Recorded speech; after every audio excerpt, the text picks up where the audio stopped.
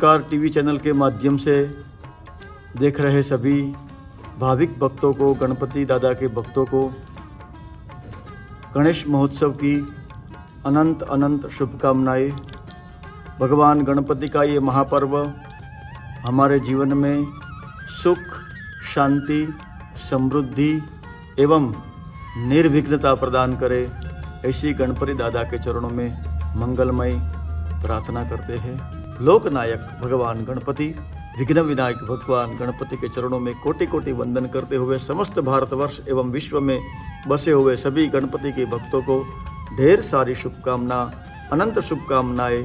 मंगल मूर्ति Moriya.